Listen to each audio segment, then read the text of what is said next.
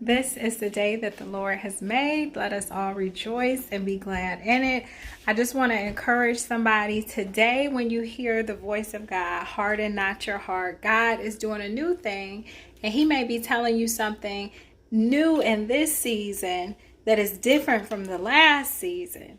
But today, when you hear His voice, harden not your heart. Remember, man shall not live by bread alone, but by every word that proceedeth out of the mouth of God. So the word that God gives us is bread to our spirit. It is our spiritual nourishment. And remember, when the children of Israel was in the wilderness, He told them each day only collect enough manna for what you need for today. Don't try to carry it over into tomorrow, with the exception being the day before the Sabbath. So we cannot treat God's provisions, God's word, common. We can't try to take yesterday's word for today. If He giving us a new word today, then take that new word for today. Forget about yesterday and hear what He's saying for today. Okay. So that's that. Don't treat God's word common. He gave me the example of Moses when he had first told Moses to hit the rock in Exodus chapter 17 so it could bring forth water.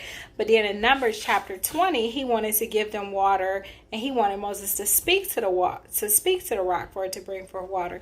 Instead of Moses obeying God's instructions that he was giving him today, Moses, either out of frustration or out of getting too familiar with God or too comfortable with God, he hit the rock for it to bring forth water. And he said, "Look, you rebels, must we bring you forth water out of this rock?"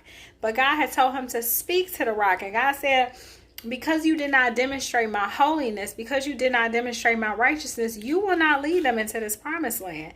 So God's ways are just. God, His scales and His measurements are just. Whatever He perceives as a righteous reaction or a righteous solution is righteous. And, we can't be like those laborers who got mad because He wanted to do good unto the people who was hired in the last hour. They felt because they didn't work as much as them, they shouldn't get paid as much. But He says, you mad at me because I want to do good? And so Moses, I guess he said, Lord, that's too nice. No, these some rebels. They need something rough. And so, instead of God's righteousness, He gave them His righteousness. He was self-righteous in His response. And as a result of it, He didn't get to lead them into the promised land.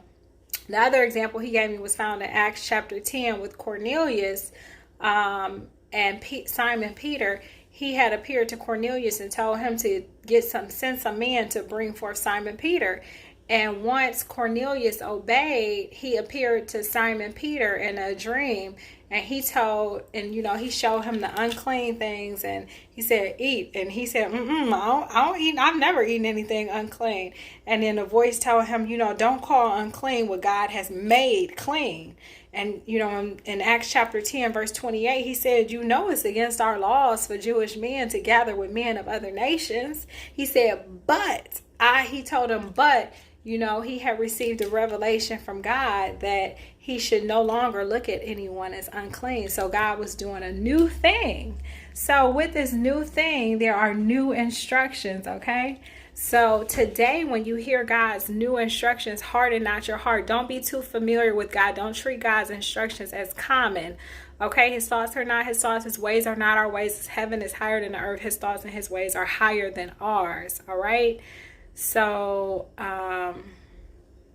just like the Sadducees and Pharisees thought that they knew the law. They thought they knew righteousness. You don't heal people on the Sabbath, but Jesus saw fit to heal the man on the Sabbath because He had need of it. He had faith. It was the Kairos moment. It was His opportune time.